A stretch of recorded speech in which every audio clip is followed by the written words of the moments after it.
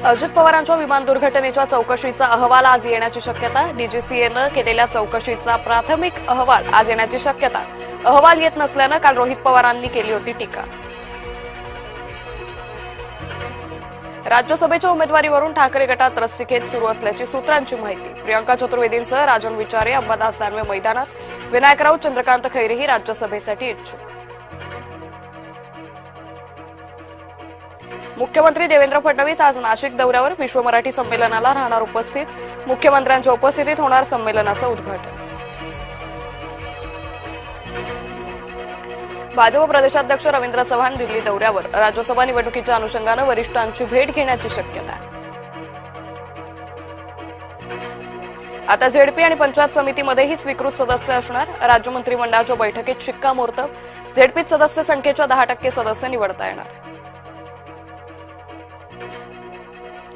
आज अर्थसंकल्पीय अधिवेशनाचा 5वा दिवस. आज अंधेरी सबवेबाबत लक्षवेधी मांडली जाणार. शिवसेनेचे अंधेरीचे आमदार मुर्जी पटेल लक्षवेधी मांडणार.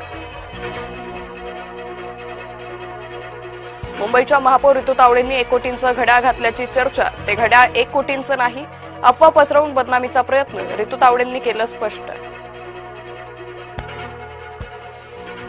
नागपुरात 12वीचे 2 नाही तर 3 पेपर फुटले. भौतिकशास्त्र, रसायनशास्त्र, गणिताचाही पेपर फुटला. ताब्यात घेतलेल्या आरोपींच्या चौकशीतून माहिती आली समोर. मालेगाव पालिकेतील नमाज पठण प्रकरण. विद्युत विभागातील अभियंता अभिजित पवार यांचं निलंबन. नमाज पठणाचा व्हिडिओ व्हायरल झाल्यानंतर कारवाई.